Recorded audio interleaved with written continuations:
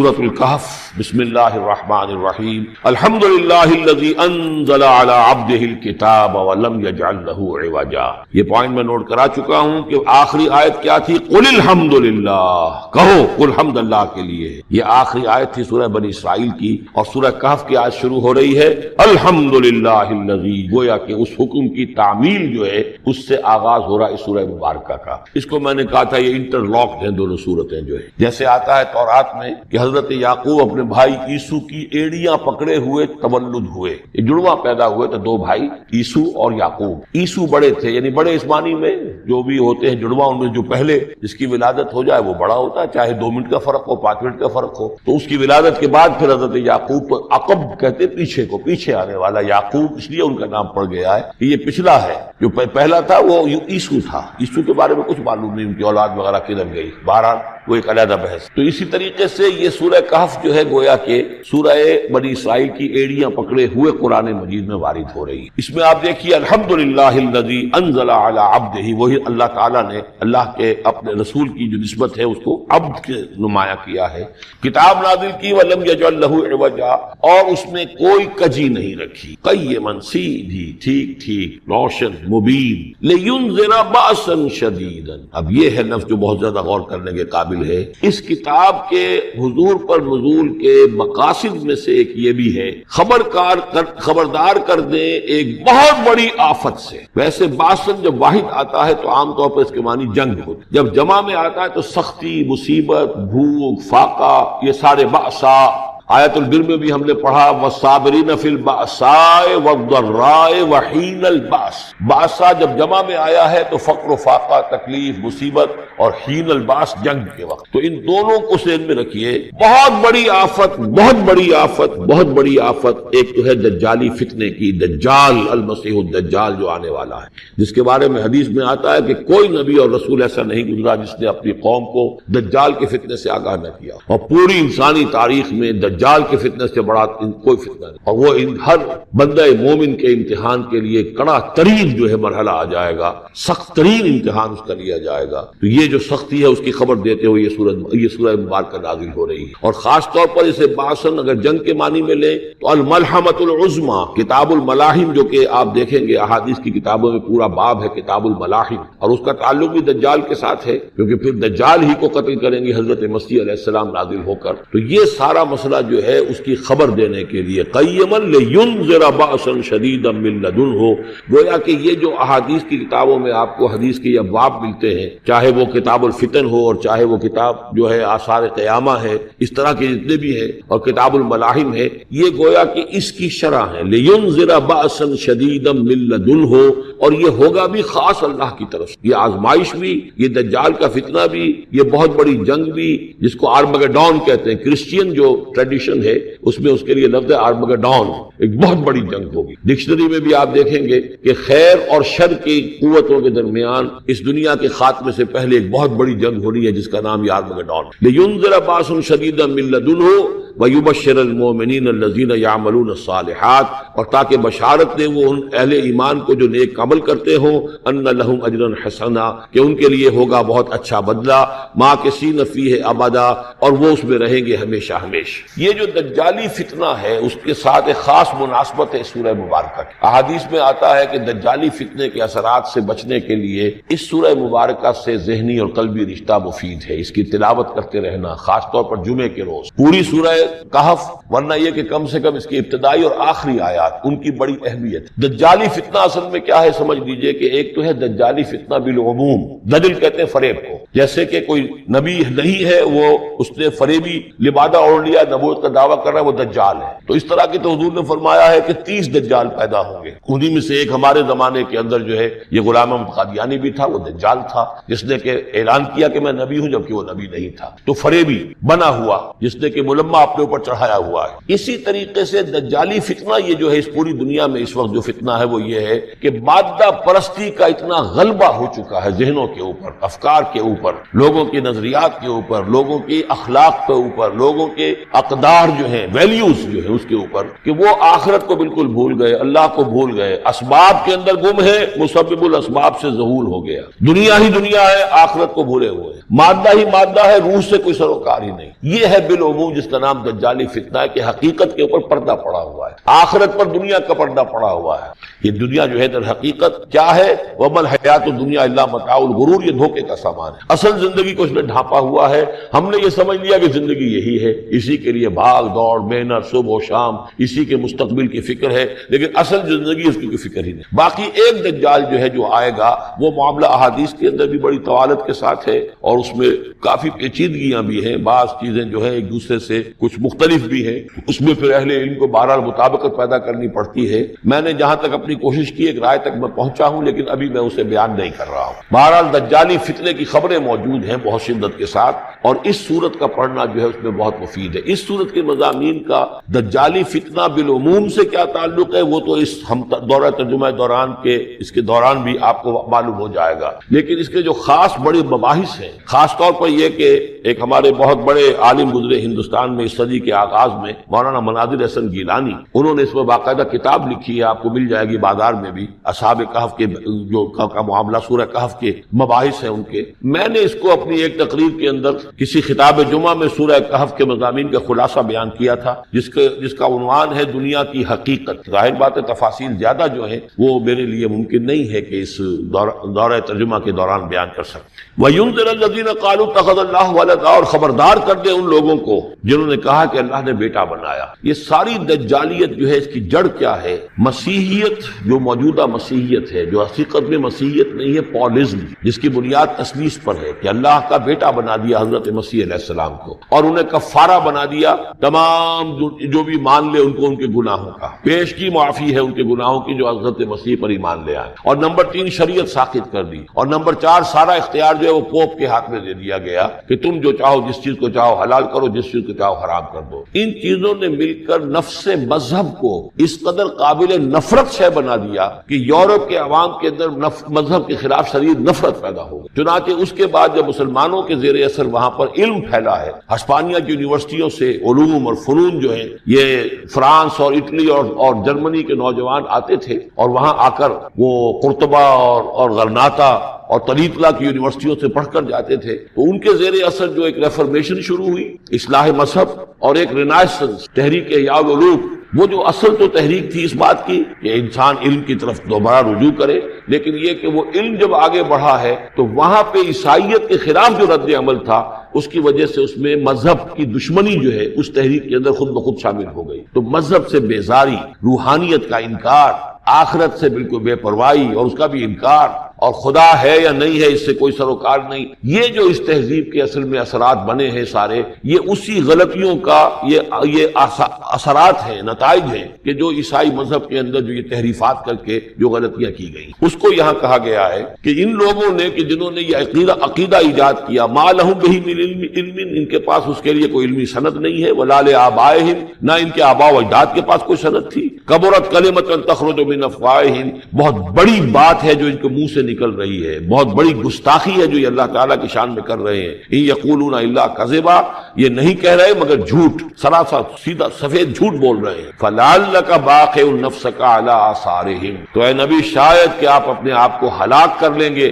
ان کے جو اثرات پڑنے والے ہیں، عیسائیت کے اس غلط عقیدے کے جو نتائج برآمد ہوئے ہیں، جب یہ نتائج ظاہر ہوں گے تو وہ اتنے سنگین ہوں گے، فلعلک باخع نفسک، کہ ان کے احساس سے اور ان کے ادراک سے شاید کہ آپ اپنے صدمے سے اپنے آپ کو ہلاک کر لیں۔ ان لم یؤمنوا بہذا الحدیث اسفا، اگر یہ لوگ اس حدیث پر، اس قرآن پر، یہ بات جو بتائی جا رہی اس پر ایمان نہ لائے، اس پر ایمان نہ لائے، اپنے اس غلط عقیدے پر قائم رہے، اس غلط مذہب کو انہوں نے برقرار رکھا، تو اس کا جو رد عمل ہوگا نوع انسانی پر، اور اس سے تاریخ انسانی اور انسانی ثقافت جس غلط رخ پر پڑے گی، جو دجالیت کا فتنہ اس سے جنم لے گا، ان تمام چیزوں کے اثرات سے شاید آپ کو اتنا صدمہ ہو کہ فلعلک باخع نفسک علی آثارہم ان لم یؤمنوا بہذا الحدیث اسفا انا جعلنا ما علی الارض زینۃ لہا، ہم نے زمین کے اوپر جو کچھ ہے اسے اس کا گہنا بنا دیا ہے، بناؤ سنگھار بنا دیا ہے، زینت بنا دیا ہے۔ یہ آپ نوٹ کر لیجئے، لفظ زینت اور زمین میں اس کی زیبائش اور آرائش یہ اس سورہ مبارکہ کا عمود ہے، یعنی اس کو اتنا کھبا دیا ہے نگاہوں میں اللہ نے کہ آخرت سے خود بخود انسان غافل ہو جاتا ہے۔ یہ پردہ پڑ گیا ہے، چمک دمک ہے، یہ کاریں ہیں، یہ بلڈنگیں ہیں، یہ کوٹھیاں ہیں، یہ عالیشان عمارتیں ہیں، یہ کیا کچھ اس کی جو یوں سمجھیے پومپ اینڈ شو جو ہے اس وقت دنیا کا۔ اور ظاہر بات ہے امریکہ میں جا کر دیکھیے تو جو کچھ یہاں دیکھ رہے ہیں اس سے 10 گنا 100 گنا 1000 گنا آپ کو نظر آئے گا، عقلیں دنگ ہو جاتی ہیں۔ نتیجہ کیا نکلتا ہے کہ انسان یہ سمجھتا ہے کہ اصل شے یہی مادہ ہی ہے، اصل ہدایت پہ یہی لوگ ہیں صحیح معنی میں کہ جنہوں نے واقعتاً علم حاصل کیا ہے، لہذا ان کی غلط تہذیب، ان کا غلط تمدن، ان کے تمام غلط ثقافت کے معاملات کے بھی ہم اسی طریقے سے پیروی کر رہے ہیں۔ یہ سارا مسئلہ جو ہے وہ اس لیے ہے کہ یہ چمک دمک دنیا کی زیبائش اور آرائش اس سے ہم متاثر ہیں۔ انا جعلنا ما علی الارض زینۃ اللہ، جو کچھ زمین کے اوپر ہے اسے ہم نے اسے اس کے لیے بناؤ سنگھار بنا دیا ہے، لنبلوہم، تاکہ ہم آزمائیں ان کو، ایہم احسن عملا، کون ہے ان میں سے اچھے عمل کرنے والا۔ یعنی اب یوں دیکھیے وہ شعر جو ایک ہے، اگرچہ ذرا تھوڑا سا شان باری تعالیٰ کے اعتبار سے تو شاید اتنا مناسب نہ ہو، لیکن یہ کہ مفہوم کو ادا کرتا ہے کہ رخ روشن کے آگے شمع رکھ کر وہ یہ کہتے ہیں ادھر آتا ہے دیکھیں یا ادھر پروانہ جاتا ہے۔ ایک طرف ذات باری تعالیٰ ہے اور ایک طرف یہ دنیا ہے، اس کی چمک دمک۔ اب یہ پروانہ جو ہے یہ انسان، اس کا امتحان، آیا یہ اللہ اور آخرت کی طرف جا رہا ہے یا دنیا کی طرف اور دنیا کی زیبائش اور آرائش کی طرف جا رہا ہے۔ جو زیبائش اور آرائش کی طرف چلا گیا وہ گیا، تباہ و برباد ہو گیا، فقط خسر خسران مبین۔ اور جس نے اس دنیا کی زیبائش اور آرائش اس سے منہ موڑ کر وہ جو حقیقت جو اصل حسن ازلی ہے اللہ تعالیٰ کا اور اس کا جو جلال اور کمال ہے اور جو آخرت کی نعمتیں ہیں ان کو اختیار کر لیا، وہ کامیاب۔ تو امتحان اتنا ہی ہے کہ رخ روشن کے آگے شمع رکھ کر وہ یہ کہتے ہیں ادھر جاتا ہے دیکھیں یا ادھر پروانہ آتا ہے۔ وَإِنَّا لَجَاعِلُونَ مَا عَلَيْهَا صَعِيدًا جُرُزًا، اور یہ کہ جو کچھ بھی اس پر ہے ہم ایک وقت آئے گا کہ اس کو بنا کر رکھ دیں گے جیسے کہ میدان جس میں سے کہ فصل کاٹ لی گئی۔ جب قیامت ہوگی کیا ہوگا یہاں پر اسی زمین کو، نہ یہاں پہ کوئی وہ پہاڑ رہ جائیں گے کوٹ کوٹ کر چپٹی کر دی جائے گی، نہ یہ اب یہ آپ کے پاس جو ہیں وہ اسکائی اسکریپرز رہ جائیں گے، نہ یہ اعلیٰ شان عمارتیں ہوں گی، کچھ نہیں ہوگا۔ یہ سب برابر ہوگا جیسے کہ کسی کھیت کے اندر فصل کاٹ دی جاتی ہے تو اب وہ پڑا ہوتا ہے ویران۔ وَإِنَّا لَجَاعِلُونَ مَا عَلَيْهَا صَعِيدًا جُرُزًا، ہم اسے کر کے چھوڑیں گے ایسا کھیت کہ جہاں پر چورا پڑا ہوا ہو، صرف بچا کھچا جو ہے وہ اس کا توڑی کا اور کچھ نہ ہو۔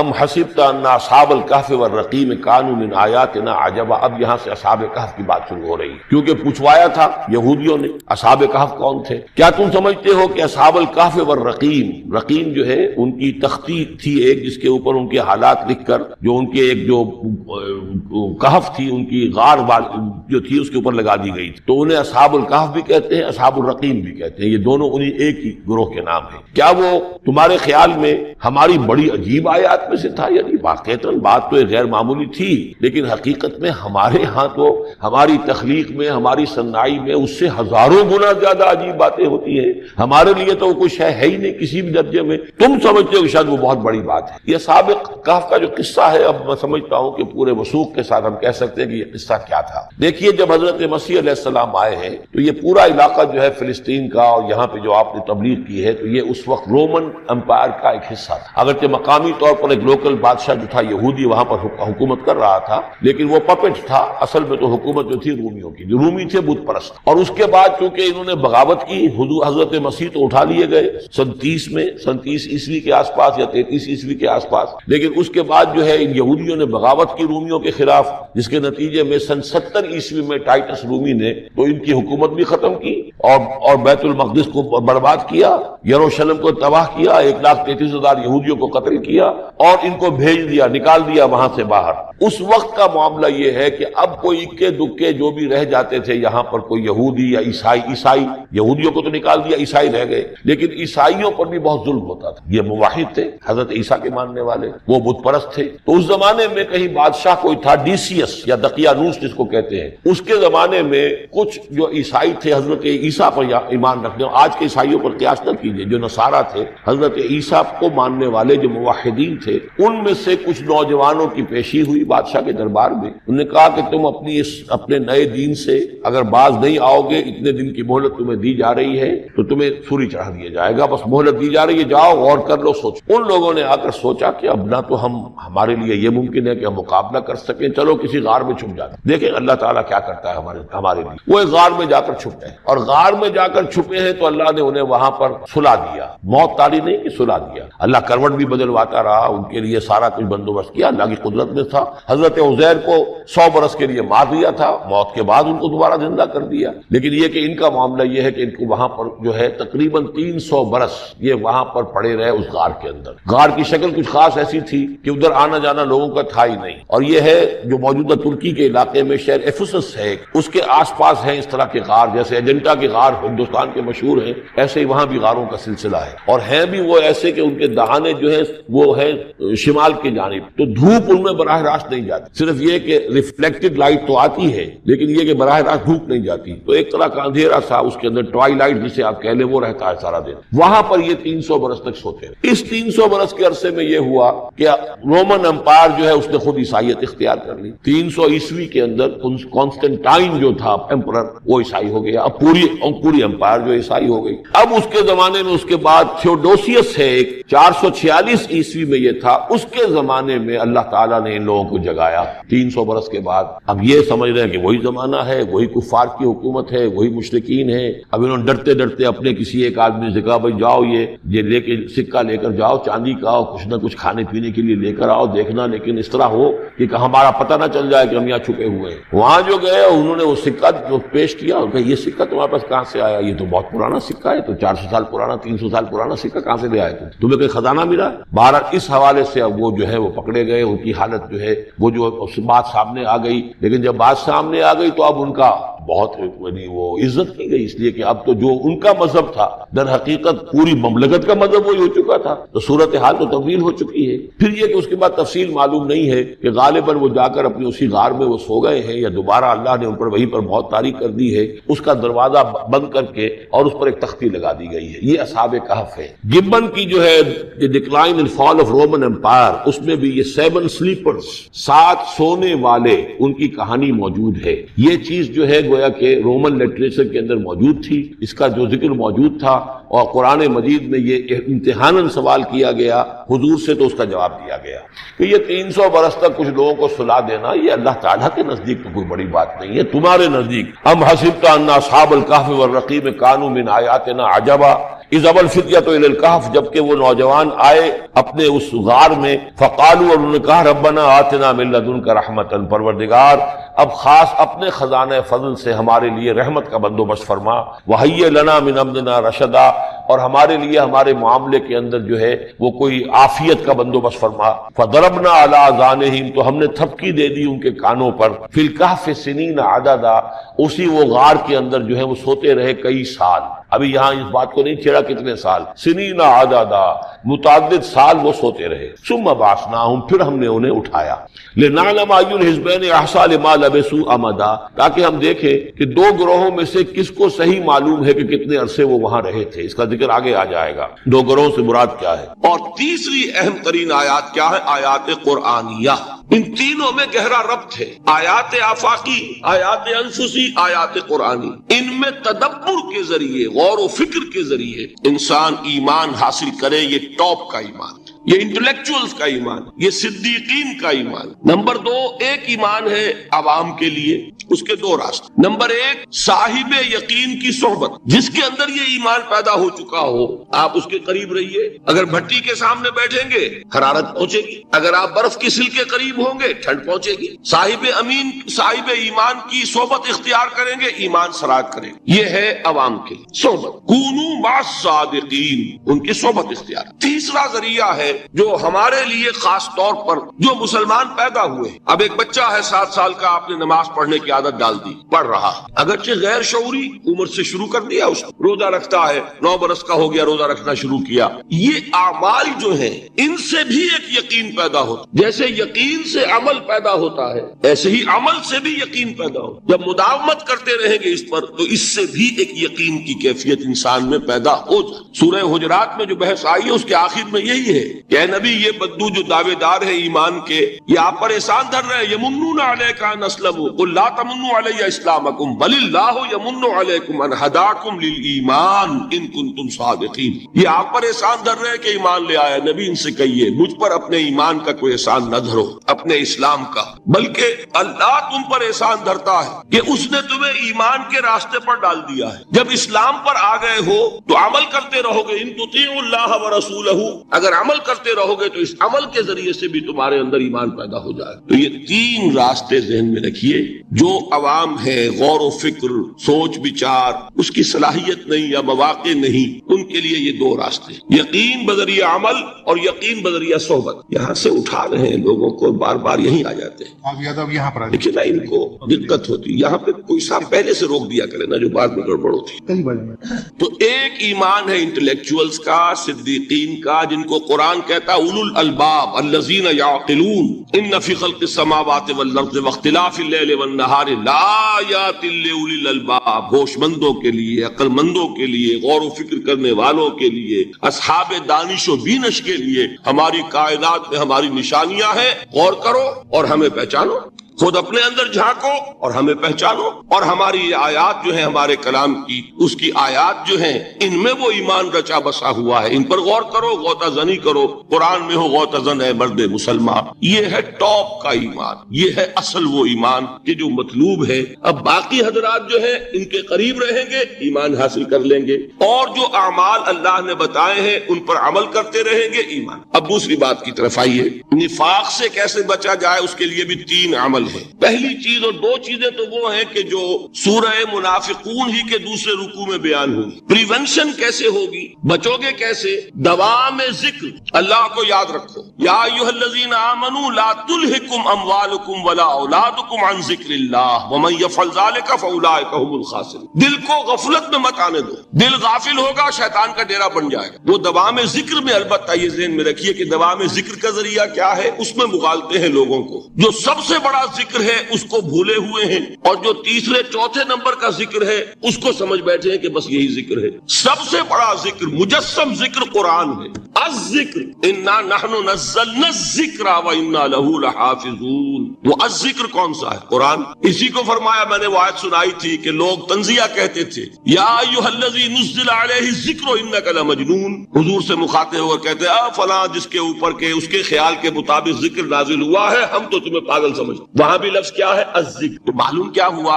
انا انزلنا الیک الذکر لتبین للناس ما نزل الیہم. یہ الذکر ہے. تو اس سے بڑا ذکر کوئی نہیں. تلاوت قرآن، تدبر قرآن، غور و فکر قرآن کا، قرآن کو یاد کرنا. اس پر میرا کتاب چاہے مسلمانوں پر قرآن مجید کے حقوق، اب تو یہاں شاید کوئی کتاب موجود نہیں رہی ہے، اور اگر آپ کو ضرورت ہوتی ہے پاکستان سے منگا لیتے ہیں، ہر شے پڑھیے، انشاءاللہ آ جائے گی چیز. نمبر 2 ذکر کیا ہے؟ اقیم الصلاۃ لذکری. نماز کو قائم کرو میری یاد کے لیے. یہ ذریعہ ذکر میں، وہ تو ہے ہی مجسم ذکر، اور یہ ذریعہ ذکر میں سب سے اہم ہے. یہ عملی ذکر بھی ہو رہا ہے اور قولی بھی ہو رہا ہے. سورہ فاتحہ پڑھی آپ نے، قرآن شریف کی کچھ آیات پڑھی، پھر رکوع کیا. یہ رکوع جو ہے یہ آپ کا عملی ذکر ہے کہ آپ نے اپنے وجود سے اللہ کی عظمت کو تسلیم کیا. پھر آپ سجدے میں گرے، یہ آپ کا عملی ذکر ہے کہ اپنے وجود سے آپ نے اللہ کی عظمت کو اور تسلیم. تیسری چیز ہے مسنون دعائیں اور مسنون اذکار جو حضور سے ثابت. ہمارے ہاں کیا ہو گیا، مجھے فلاں بزرگ نے یہ چیز بتائی ہے، وہ تو پڑھتے چلے جا رہے ہیں. نہ قرآن سے دلچسپی، نہ اذکار مسنونہ سے دلچسپی. ادعیہ معصورہ. آپ غور کریں گے کہ زندگی کے ہر عمل کے لیے حضور کی دعا موجود ہے. صبح اٹھے دعا ہے، آنکھ کھلتے بیت الخلاء میں داخل ہونے لگے دعا ہے، نکلے دعا ہے، وضو کرنے بیٹھے دعا ہے، فارغ ہوئے دعا ہے، مسجد کے لیے گھر سے نکلے دعا ہے، مسجد میں داخل ہوئے دعا ہے، مسجد میں تو ہے ہی ذکر، نماز ہے، تلاوت ہے، باہر نکلے دعا ہے، گھر میں داخل ہونے لگے پھر دعا ہے، سواری پر سوار ہو رہے ہیں دعا ہے، اتر رہے ہیں دعا ہے، شیشہ دیکھ رہے ہیں دعا ہے، کپڑے پہن رہے ہیں دعا۔ زندگی کا کوئی عمل نہیں یہاں تک کہ جو تعلق زن و شو ہے، جس کو کہ خالص حیوانی بات سمجھا جائے گا، اس کے لیے بھی دعا ہے۔ غفلت میں وہ کام بھی نہیں کرتا، سمجھ رہے ہیں آپ؟ اب آپ غور کیجئے، اس میں کوئی اضافی وقت نہیں لگا، کوئی اضافی پوسچر اختیار نہیں کیا آپ نے، یوں بیٹھو، اس طرح بیٹھو، یوں کرو، کوئی آپ کا وقت اضافی نہیں لگا، جو کام کر رہے ہیں اور آپ اللہ کو یاد کر رہے ہیں، اور وہ اللہ کی یاد اس کام کی مناسبت سے ہے۔ ان ادعیہ معصورہ سے دو تعلق جڑ گئے انسان کے۔ دعا کس سے کر رہے ہیں؟ اللہ سے، جڑا کہ نہیں؟ اور یہ الفاظ کس کے ہیں؟ محمد رسول اللہ کے۔ تو آپ کے دو تعلق جڑ گئے۔ آپ اپنی جی سے گھڑ کر دعا مانگیں گے تو پہلا تعلق تو ہو جائے گا، دوسرا نہیں ہوگا۔ بہتر سے بہتر دعا مانگ لیں آپ، لیکن حضور سے جو معصور اور مسنون الفاظ جب آپ زبان سے نکالتے ہیں تو آپ کا تعلق اللہ سے بھی ہوا بذریعہ دعا، اور وہ الفاظ چونکہ حضور کے ہیں صلی اللہ علیہ وسلم تو حضور کے ساتھ ہوا۔ یہ تیسرا ہے۔ چوتھے درجے میں میں مانتا ہوں کہ ایک ہوتی ہے خاص کسی شخص کے امراض کی تشخیص کرنے کے بعد تجویز۔ کوئی اگر طبیب ہے، ماہر طبیب روحانی، وہ آپ کو دیکھے گا تو اندازہ لگائے گا کہ آپ میں کیا کمی ہے، اس کے مطابق آپ کو ذکر بتائے گا، بھئی فلاں آیت کا مراقبہ کیا کرو۔ کسی میں بزدلی ہوتی ہے، کسی میں مال کی محبت زیادہ ہوتی ہے، کسی میں توکل کی کمی ہے، کسی میں شہرت کی خواہش ہے، نمایاں ہونے کا جذبہ ہے، کسی میں تکبر ہے۔ سب کا ایک سا برس تو نہیں ہوتا نا۔ تو یہ در حقیقت اندھے کی لاٹھی سے نہیں چلنے والی بات، یہ تو ماہر کا کام ہے کہ وہ تجویز کرے کہ تمہارے لیے خاص طور پر ذکر۔ در حقیقت ہمارے جو یہ سلسلے تھے سلوک کے، بڑے ماہر ہوتے تھے یہ لوگ، بڑے ماہر اطباء تھے۔ یہ جو علم نفسیات ہے اس کے ہمارے صوفیاء سے بڑھ کر کبھی کوئی عالم گزرا ہی نہیں دنیا میں۔ فرائیڈ کیا ہے اور ایڈلر کیا ہے اور یونگ کیا ہے، بچے ہیں ہمارے صوفیاء اکرام نے جس طرح انسان کی نفسیات کو سمجھا، اور وہ ان کی مناسبت سے تجویز کرتے تھے۔ لیکن اس کو رکھا جائے گا چوتھے نمبر، جیسے مولانا احمد علی صاحب فرمایا کرتے تھے، بھائی اس آیت کا مراقبہ کیا کرو۔ مراقبے کیا مانی؟ اب ان الفاظ کو بھی ہم نے خام خواہ کچھ خاص ایک شکل دے دی۔ مراقبہ کیا؟ توجہ کرنا، دھیان کرنا، خاص اس آیت کے اوپر، اس کے معانی پر اپنے ذہن کو جمانا۔ وہ کیوں ہے؟ تاکہ آپ کے اندر جو کمی ہے اس کی تلافی اس سے۔ لیکن یہ کہاں آئے گا؟ چوتھے نمبر، سمجھ گئے؟ تو نفاق سے بچنے کا ذریعہ، پریونشن کیا ہے نفاق سے؟ دوام ذکر۔ نہ تمہیں تمہاری اولاد، نہ تمہارے اموال، نہ تمہاری تجارت، نہ کاروبار اللہ کے ذکر سے غافل نہ کر سکے۔ پنجابی میں کہتے ہیں کہ ہتھ کارول اور دل یار ول۔ کام کر رہے ہیں آپ، لیکن یہ کہ دل اللہ کے ساتھ لگا ہوا، زبان تر ہے اللہ کی یاد سے۔ جو قرآن یاد ہے، گاڑی میں آپ بیٹھے جا رہے ہیں، 2 گھنٹے آپ کو کار میں لگانے ہیں، قرآن شریف پڑھتے جائیے، اس سے بڑا ذکر ہی کوئی نہیں۔ یہ ہے پریونشن۔ اب اگر مرض ہو جائے تو کیا؟ اس کے لیے 2 چیزیں ضروری ہیں۔ ایک دیکھیے عجیب ہے، یہ نفاق کا علاج انفاق سے، صرف ایک الف لگا نا، انفاق کے معنی اور ہے۔ یہ بنا ہے کہ اس سے نفقت الدراہم، پیسے ختم ہو گئے، مک گئے، یا نفق الفرس، گھوڑا مر گیا۔ تو مال کو کھپانا، لگانا اللہ کی راہ میں، اگر دل میں نفاق کی کوئی آلائش آئی ہے تو اس کا ازالہ ہوگا انفاق فی سبیل اللہ سے۔ مال اللہ کی راہ میں دیجئے، صدقہ کیجئے، خیرات کیجئے، دیجئے، اللہ کے دین میں لگائیے۔ جتنا لگائیں گے نفاق دھل، اس لیے کہ اصل سبب نفاق کا ہے ہی حب دنیا، دنیا کی محبت، لہذا اس کا ازالہ ہوگا جو سب سے محبوب شے ہے مال۔ انہ لحب الخیر لشدید، مال محبوب ترین ہے کہ نہیں؟ لہذا اس کو اللہ کی راہ میں لگائیں گے تو وہ نفاق دھل جائے۔ اور ایک اور چیز ہے جو بہت اہم ہے، بہت ہی شعوری طور پر اس کا اہتمام کیجئے۔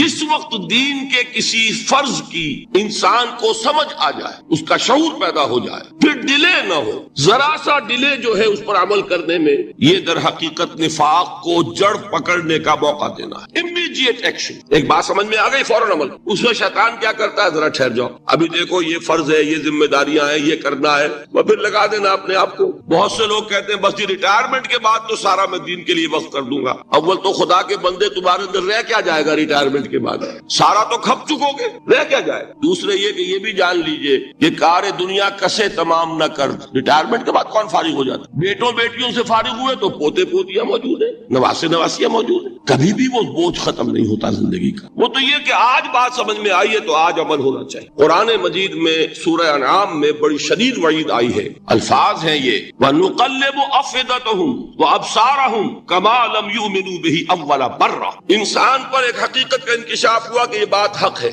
فوراً تسلیم کر لیا، کسی مصلحت کی وجہ سے، کسی بزدلی کی وجہ سے، کسی لالچ کی وجہ سے، کسی اپنی سیادت یا قیادت کی وجہ سے کیسے مان لوں؟ لوگ کہیں گے کہ یہ نیچے ہو گیا، وہ اونچا ہو گیا جس کی بات مانی، کسی وجہ سے رک گئے تو اللہ تعالیٰ اندر سے وہ جو استعداد ہے حق کو پہچاننے کی وہ سلب کر لیتے۔ وَنُقَلِّبُ أَفْئِدَتَهُمْ وَأَبْصَارَهُم، ہم الٹ دیں گے ان کے دلوں کو بھی اور ان کی آنکھوں کو بھی۔ کیوں؟ كَمَا لَمْ يُؤْمِنُوا بِهِ أَوَّلَ مَرَّةٍ، اس لیے کہ وہ پہلی مرتبہ جب انکشاف حق ہوا ہے وہ ایمان نہیں لائے۔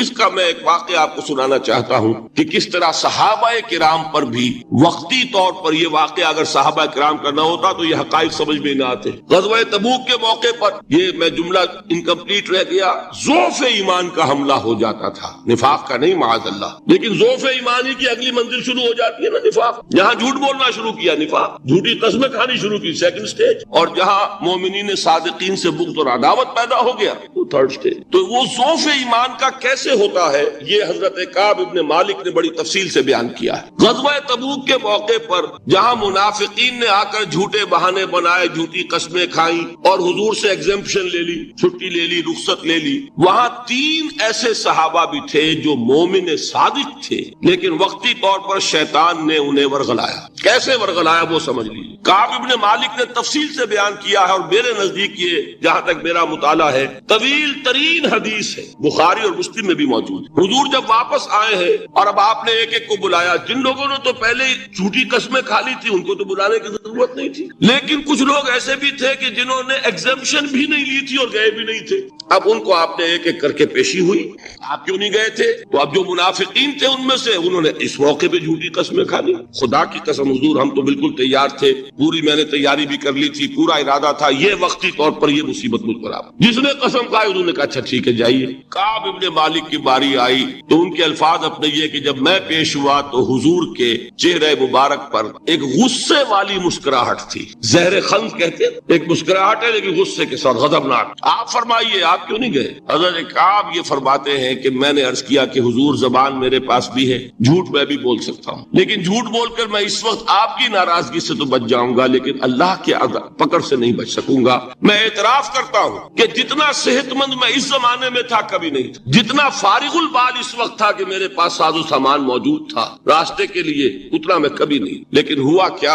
ہوا یہ کہ مجھے میرے نفس نے، شیطان نے پٹی پڑھائی۔ وہ پٹی کیا پڑھائی کہ حضور تو 30,000 کے لشکر کے ساتھ چلیں گے تو لشکر تو سلولی موو کرے گا نا، تمہارے پاس بڑی تکڑی، بڑی توانا، صحت مند اونٹنی ہے، تم ذرا 2 دن بعد چلنا تیزی کے ساتھ اور حضور سے مل جانا، بس یہ تاخیر کارواں۔ تو انہیں خیال آیا کہ ابھی 2 دن گھر کی ٹھنڈی چھاؤں ہے، میں یہاں پہ جو آرام ہے وہ کر لوں۔ مجھے جگر کا شعر یاد آیا ہے کہ تپتی راہیں مجھ کو پکاریں، دامن پکڑے چھاؤں گھنیری۔ ایک طرف فرض کی پکار ہے، اس میں تو ظاہر بات ہے کہ وہ تپتی راہیں ہیں، لا تنفروا فی الحر سنا چکا ہوا ہے۔ یہاں گھر میں نخلستان میں کھجوروں کی چھاؤں میں اہل و عیال میں یہ ٹھنڈی چھاؤں جو ہے یہ پکڑ رہی ہے، بھائی 2 دن ٹھہر کے چلے جانا، ٹھیک ہے، کوئی نیت میں خرابی نہیں نا۔ اس کے بعد پھر جب ابھی 2 دن اور ٹھہر جاؤ، یہ تو بڑا لمبا سفر ہے، ذرا تیز اور دوڑ لینا۔ تو فرماتے ہیں کہ حضور میں اسی طریقے سے تاخیر و تعویق میں پڑا رہا، یہاں تک کہ ایک روز اچانک مجھ پر یہ چیز منکشف ہوئی کہ اب تو میں چاہے کتنا بھی تیز چل لوں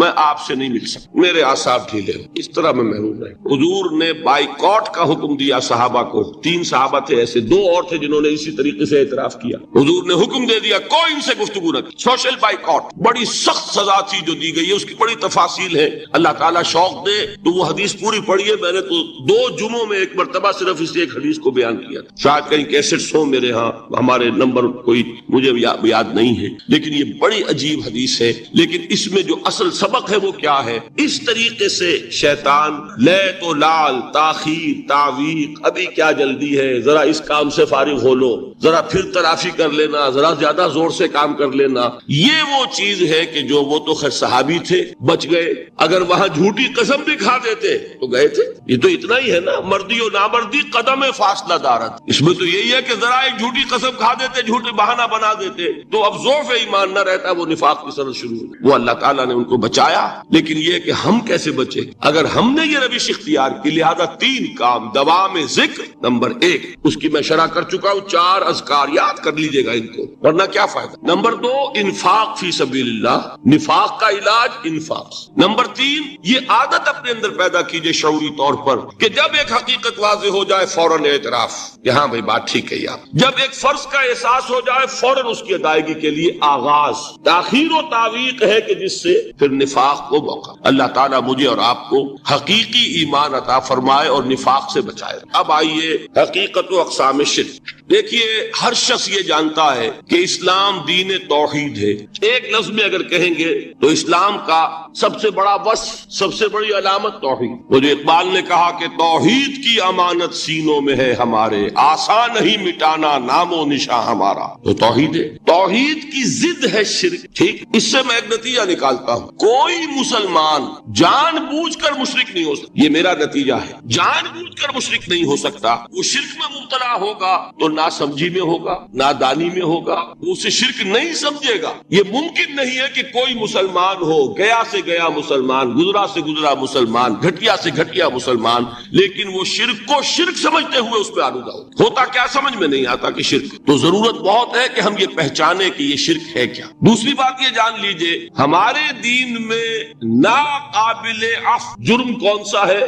2 مرتبہ بیان فرمایا گیا سورہ نساء میں صرف. ان اللہ لا یغفر ویشرک بہ ویغفر ما دون ذلک لمن یشاء. اللہ تعالیٰ اسے تو ہرگز نہیں بخشے گا کہ اس کے ساتھ شرک کیا جائے, ہاں اس سے کم تر جس کو چاہے گا معاف فرما دے. نوٹ کر لیجئے اس کی بھی اندر بھی اوپن لائسنس نہیں ہے کہ بقیہ سارے گناہ لازماً معاف کر دے گا. یہ نہیں ہے. اس سے تو آپ میں جرت پیدا ہو جائے گی باقی سب کیے جاؤ. یہ نہیں, جس کو چاہے گا بخش دے گا, لیکن امید ضرور دلا دی کہ شرک سے کم تر کوئی گناہ ہو تو اس کی بخشش کی بغیر توبہ کے اللہ تعالیٰ نے امید دلائی. توبہ سے تو شرک بھی معاف ہو جائے. اس سے مراد کیا ہے؟ بغیر توبہ کے. اللہ تعالیٰ نے فرمایا کہ اور گناہوں کے بارے میں تو امید کی جا سکتی ہے لیکن شرک کے بارے میں ہرگز. اہمیت واضح ہو گئی. مزید نمبر 3 اس شرک کی ہماگیریت کا عالم یہ ہے کہ سورہ یوسف کی آیہ مبارکہ ہے وما یؤمن اکثرهم باللہ الا وهم مشرکون. انسانوں کی اکثریت کا حال یہ ہے کہ وہ اللہ پر ایمان نہیں رکھتے مگر کسی نہ کسی قسم کے شرک کے ساتھ. یہ یونیورسلٹی ہے اس کی کہ اللہ کو بھی مان رہے ہیں لیکن کسی نوع کا شرک جو ہے وہ بھی لگا رکھا ہے. وما یؤمن اکثرهم باللہ, انسانوں کی اکثریت کا حال یہ ہے کہ وہ ایمان نہیں رکھتے اللہ پر الا وهم مشرکون, مگر یہ کہ کوئی نہ کوئی شرک بھی کرتے ہیں. چوتھی بات یہ سمجھیے کہ شرک ہر دور میں بھیس بدل کر آتا ہے. یہ ضروری نہیں ہے کہ شرک کی جو قسمیں آج سے 200 برس پہلے تھی صرف وہی آج بھی رہے. ہو سکتا ہے کہ بالکل نئی شکلیں اس شرک نے اختیار کر. اس سے کیا نتیجہ نکلا کہ اگر اجتہادی بصیرت نہیں ہوگی تو ہو سکتا ہے کہ ایک شخص جو ہمارے سابق علماء نے لکھ دیا کہ یہ چیز شرک, یہ چیز شرک, یہ چیز شرک, یہ چیز شرک, آج سے 500 برس پہلے کا انسان بڑے سے بڑا عالم دین اپنے زمانے کے شرک کو پہچان کر تو لکھ سکتا ہے. اس سے تو آپ بچ رہے ہیں.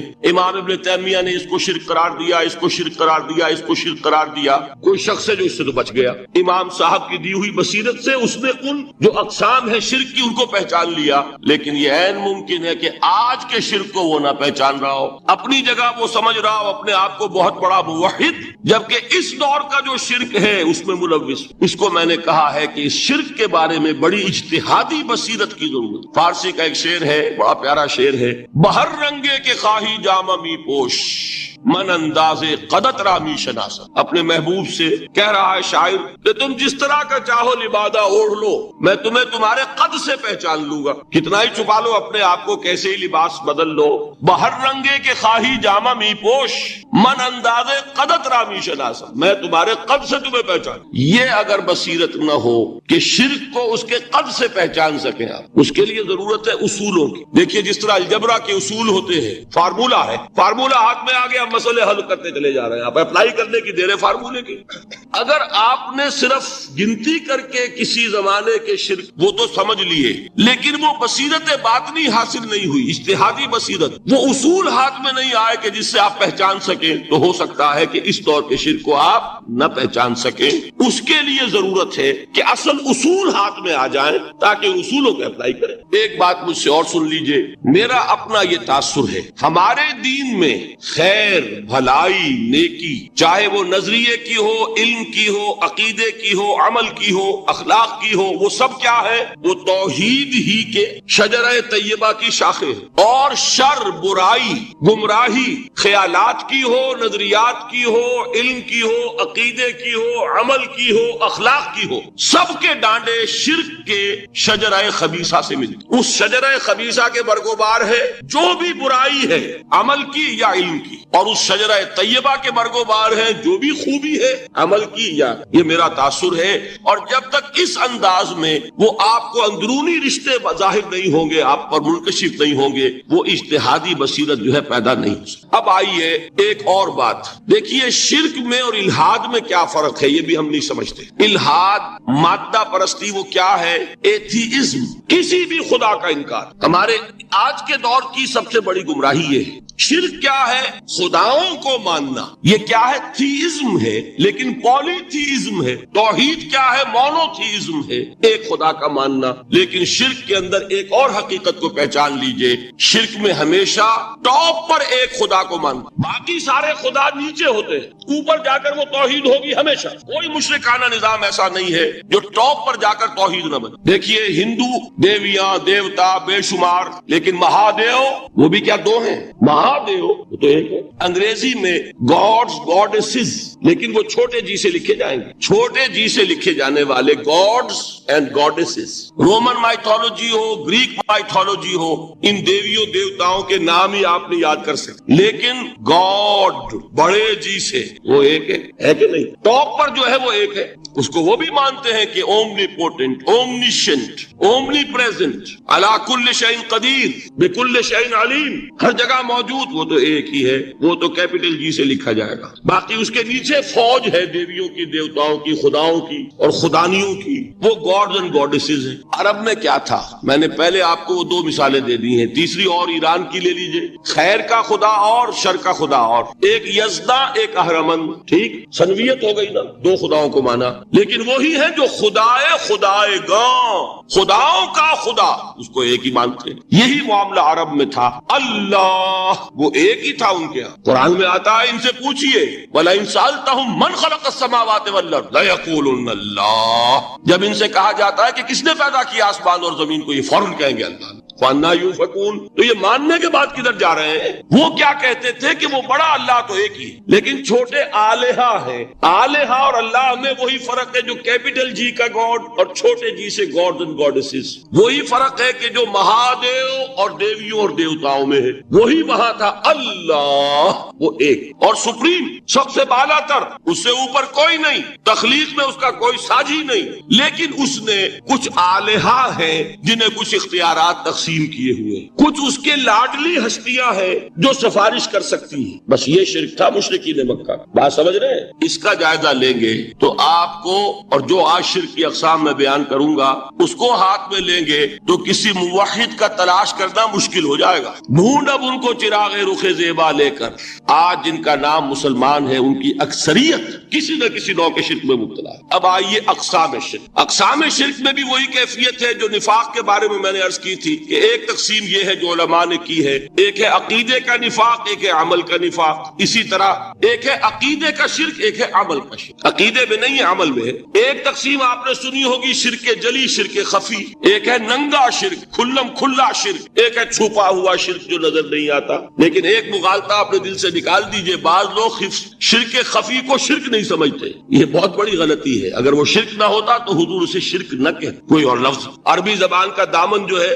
محدود نہیں ہے، پھر اس کے لیے کوئی اور لفظ اختیار فرمایا جاتا ہے وہ شرک، لیکن ایک شرک ہے جلی جو نمایاں ہے، نظر آ رہا، ایک ہے شرک خفی جو نظر نہیں آ رہا۔ اور وہ کتنا خفی ہو سکتا ہے اس کی ایک مثال دی حضور نے۔ شرک خفی اتنا خفی ہو سکتا ہے، ذرا مبالغہ دیکھیے، جو حضور نے بات کو سمجھانے کے لیے مثال میں جو مبالغہ اختیار فرمایا، ایک سیاہ اندھیری رات میں ایک سیاہ پتھر پر ایک سیاہ چیونٹی کو رینگتے ہوئے دیکھنا جتنا مشکل ہے اتنا ہی شرک خفی کا پہچاننا مشکل ہے۔ بتائیے، آپ نے فرمایا انا افصح العرب، میں عرب کا فصیح ترین انسان ہوں، اس سے آگے کوئی مثال دی جا سکتی؟ اندھیری رات، تاریک رات، پتھر سیاہ، چیونٹی سیاہ، کون دیکھ سکتا؟ جتنا اس کو دیکھنا ناممکن ہے اتنا ہی شرک خفی کا پہچاننا مشکل۔ گویا کہ اس سے تو اللہ ہی بچائے گا تو انسان بچے گا۔ ایک آخری بات تمہیداً اور عرض کر دوں، پھر میں چلوں گا اقسام پر۔ میری جو باتیں آپ کے سامنے آئی اس سے ایک منطقی نتیجہ نکلتا ہے، کوئی شخص اگر حقیقتاً شرک سے بچ جائے، واقعتاً شرک سے بچ جائے، ہر قسم سے بچ جائے، اس سے بھی اوپر کوئی انسان ہوگا۔ گویا کہ یہ آخری منزل ہے، یا یوں کہیے کہ جس شخص کے بارے میں اللہ تعالیٰ یہ مان لے کہ میرا یہ بندہ شرک سے بری ہے، اس سے بڑی سند کوئی ہے؟ دی ہائیسٹ ٹیسٹیمونیل، سب سے بڑی سند، سب سے بڑی تعریف جو بندے کی ہو سکتی ہے وہ کیا ہے؟ یہ مشرک نہیں۔ یہی وجہ دیکھیے آپ قرآن مجید میں حضرت ابراہیم کے ذکر میں دیکھیں گے، ابراہیم کا مقام کیا ہے؟ خلیل اللہ، ابو الانبیاء، امام الناس، تین نسبتیں ہیں، تینوں بڑی عظیم۔ اللہ کے ساتھ نسبت کیا ہے؟ خلیل، واتخذ اللہ ابراہیم خلیلا۔ ابو الانبیاء، کتنے نبی ہیں ان کی نسل میں؟ اسحاق اور اسماعیل سے چلیے، پھر یعقوب اور یوسف، اور پھر چلیے موسیٰ اور ہارون، اور پھر چلیے سارے انبیاء بنی اسرائیل کے، حضرت عیسیٰ، پھر یہاں تک کہ محمد الرسول اللہ کس کی اولاد ہے؟ ابراہیم، ابو الانبیاء۔ اور نمبر 3، انی جاعلک للناس اماما، امام الناس۔ اور قرآن میں جو سب سے بڑی سند انہیں دی جاتی ہے وہ کیا؟ وما کان من المشرکین، وہ ابراہیم مشرکین میں سے نہیں تھے۔ معلوم ہوا کہ یہ سب سے بڑی سند ہے، سب سے بڑا سرٹیفکیٹ ہے، سب سے بڑا ٹیسٹیمونیل ہے جو اللہ کی طرف سے کسی کو مل جائے۔